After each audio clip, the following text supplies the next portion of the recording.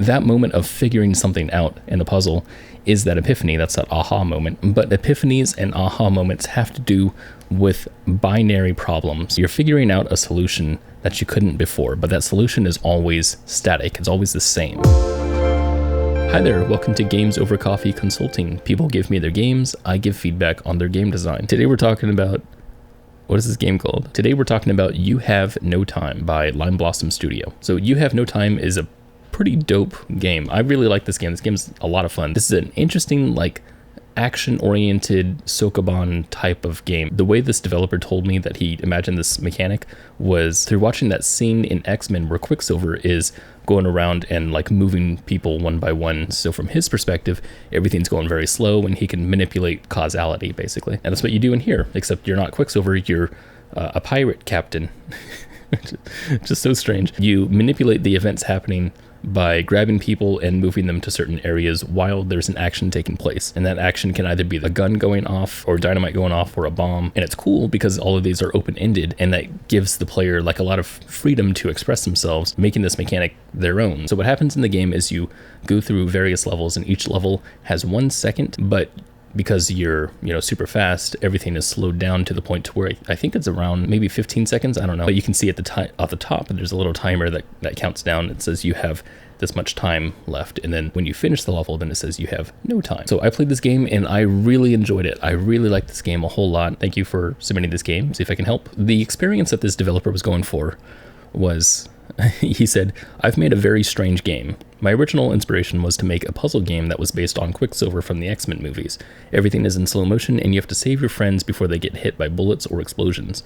You do this by moving people and objects around. I want the player to feel fast to enforce the fantasy of a superpower. I also want the player to feel like they're coming up with creative solutions to the puzzles." So I talked to this developer on Discord and I said, "You mentioned a power fantasy. Was that something that you wanted from the beginning, or was there other games that played a role in your inspiration?"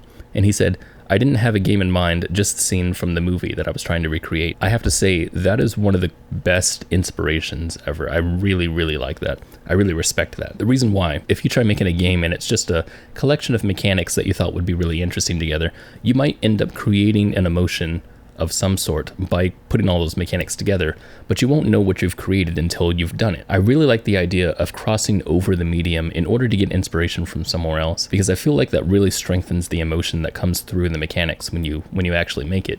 When you're trying to make a game from an emotional perspective as opposed to a mechanical perspective, I think that's really interesting. Now this one is a little different because it's not purely emotion that we're going for here. Obviously the mechanic was very much inspired from the actual movements of the person in the X-Men movies, but still this dev was trying to recreate experience, and that's really what game design, at least in my view, is all about. Is all about creating an experience. Sometimes you can get that experience from other media, and then you can cross over and put it into your game. So anyway, I just really like that. I think that's really cool. So the first thing that I wanted to look into this game was going to be the power fantasy vibe, but I wanted to keep asking the developer if they had something specific they wanted me to cover. So Lime, I reached out to you on Discord and you said this: "The problem that I'm running into is the typical aha moment that puzzle games often give you. You're staring at the problem and suddenly you get the light bulb moment and everything clicks together. I don't think my game gives that to the player. I think I could redesign the levels so that it would, but I think it would detract from some of the positive experiences that the player currently gets, like creativity and fast pace. Basically, do you think a puzzle game can be good without the moment of epiphany?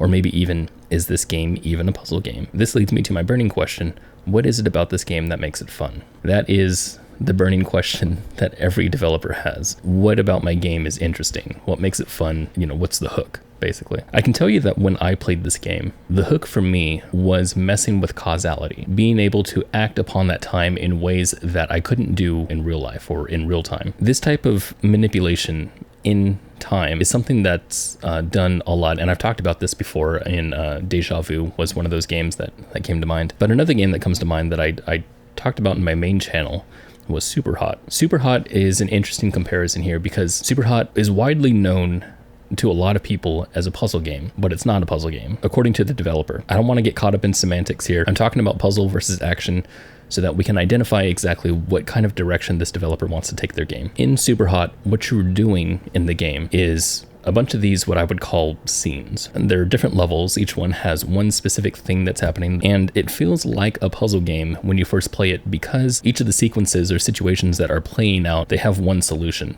However, that solution is open-ended, and the way the person approaches that solution can be in just a myriad of different ways, right? Just any way they want. There's an interview with the developer of that game, and he said the game is not a puzzle game, it's an action game. They went forward with this action mentality even more in their sequel in Mind Control Delete. Mind Control Delete does away with levels that have to do with like certain things that are happening, but rather turns it into a roguelike kind of action game. Most things are randomized. You just play the game the way you would any other action game. Now, in this instance, the reason why we want to differentiate between action and puzzle is because we want to know what kind of feeling we're going for here, what kind of experience we want. When I'm playing this game, it reminds me a little bit of Superhot in the way that you are manipulating something to affect causality. There's no black and white solutions. There's a lot of on-the-fly strategy that's happening.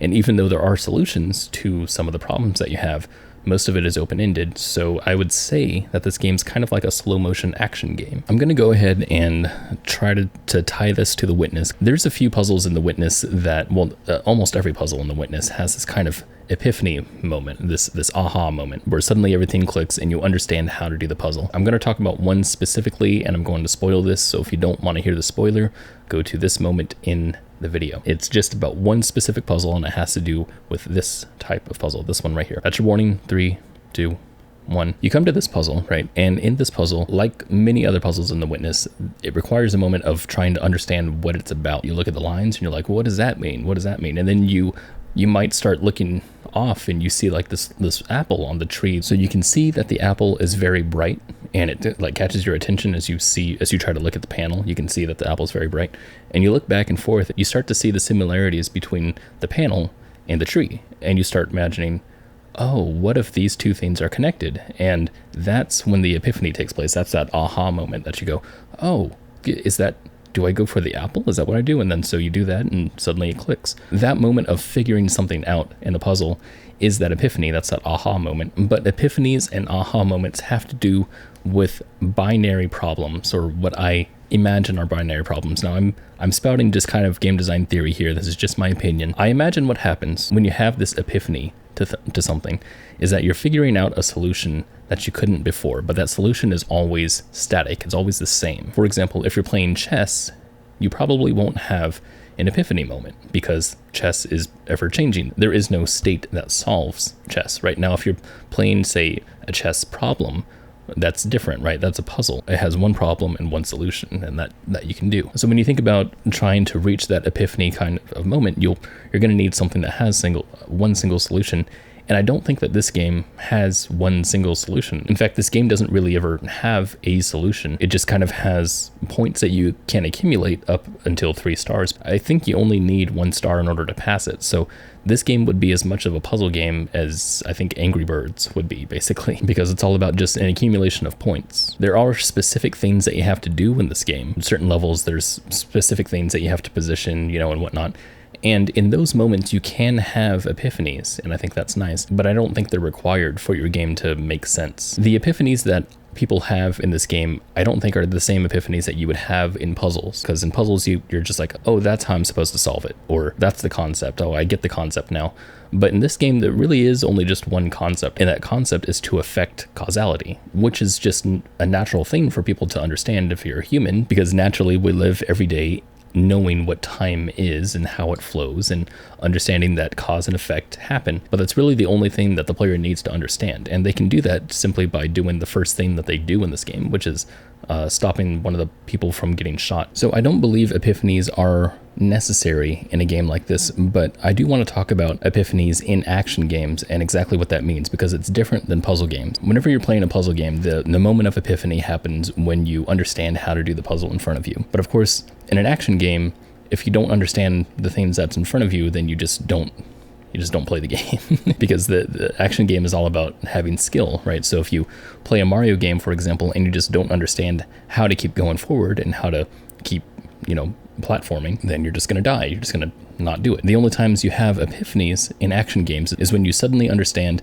how to do the actions in front of you and how to grow that skill. Now, what's funny about this is that you can still have epiphanies in action games and still play them, because we all have different ways of playing games. An infamous example of this is Dark Souls. Dark Souls is an extremely difficult game for a lot of people because it's presented like a third-person fighter, but it's not really. It's more of a strategy game than anything else. Dark Souls is so much more about observation and methodical thinking and taking things slow, as opposed to, like a Platinum game or something like that. And this happened to me, not just with Dark Souls, but it happened with me with Vampire Survivors. I used to play Vampire Survivors a whole lot for, 10 to 20 minutes at a time, but then something switched in my mind and I started playing it a lot more, and I started unlocking a whole lot of stuff.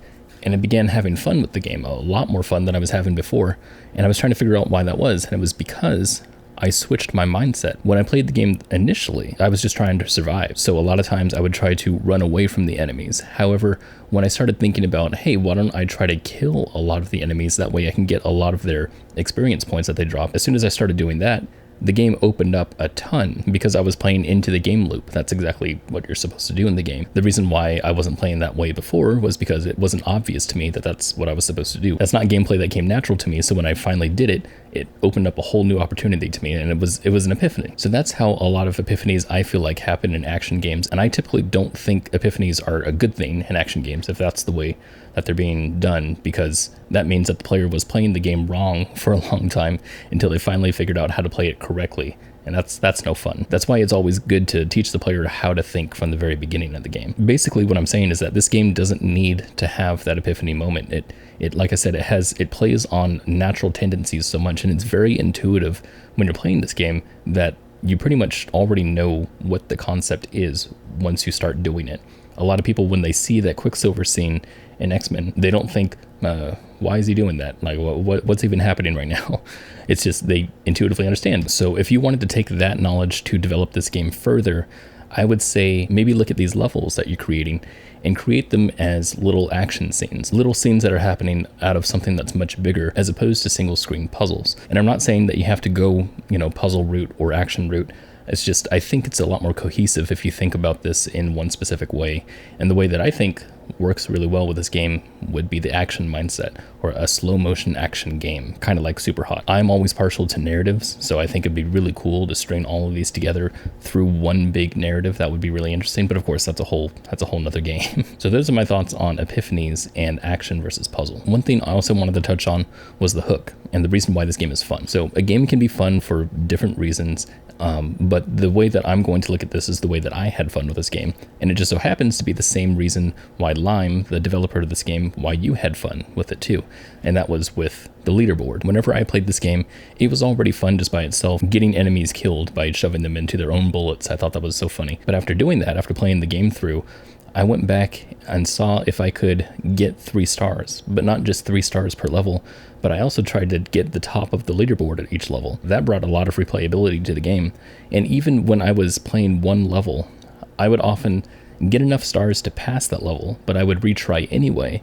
because I really wanted to raise my score to get to the top of the leaderboard. So personally, that's what I found a lot of fun in this game, was that leaderboard. And I think that's a testament to this game being more action than it is puzzle. There's no leaderboard in The Witness. Even though that I found that rising in the leaderboard was a lot of fun, there was something that didn't quite make sense to me, and it was the idea of the score itself and how it was calculated. I don't know how final this is, but I'm just going to say my comments on the score and how it felt to me. Whenever I would enter a level, the first thing that I thought was, oh, I have to save all of my pirate buddies.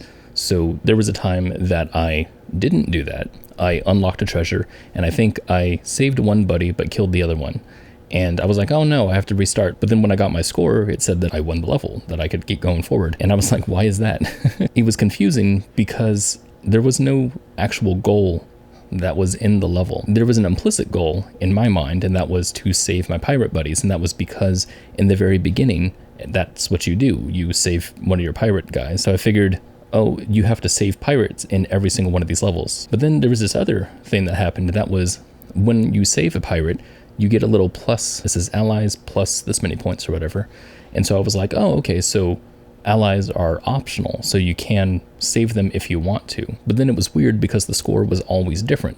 Every time that I would save one ally versus another ally earlier in the level versus later in the level, they would always be different scores. So I never actually understood how to raise my score higher and higher. There were times that I was trying to get to the top of the leaderboard and I didn't understand why my score wasn't changing. So that's something that I feel like we need to communicate a lot clearer. In order for people to want to rise to the top of the leaderboard, they need to understand how they're affecting their score and how it's being calculated. So I could tell that I was actually getting better scores for going faster. So I believe that's probably what's making each of the scores change every time that I do the same thing. But because it is kind of optional to save all the pirates or collect all the treasure, I would want to clearly state that. Maybe have a checklist or something like that, you know, ally 1, ally 2, treasure box or whatever. Once you're done with that level, then you could see how many things you checked off the list. What that would do is tell the player exactly what they're supposed to do in that level in order to go forward. That's one thing. The second thing is that I would factor in the time by having it second, right? Kind of like the way Sonic the Hedgehog does theirs, where they add up all the rings first. How many rings did you get in here?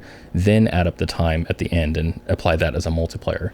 So I feel like that's something that you could do with yours, is you could have, okay, you saved one ally, 2 allies, you had a treasure, and you finished with this much time left, therefore everything gets you this score. So that way people can see the breakdown and understand what it is that they need to improve in order to go forward. So that being said, that's everything that I felt like I had criticisms of in this game, and I hope that what I said had somehow helped you, Lime. I really like this game. I like this game a whole lot. I thought it was a lot of fun, and I like that you have a level builder in here too. That's really cool. I hope to see a lot more of this game play out, and whether that's going to be doing single scenes like you were doing before, or even opening this up to a much longer type of level gameplay. If you're interested in seeing how other developers do time manipulation, Super Hot would obviously be one way that you could look at this. I would also look at Mind Control Delete, that kind of roguelike nature that they do with this slow motion action game kind of thing that they're doing. But another game that's more narrative than anything is Katana Zero.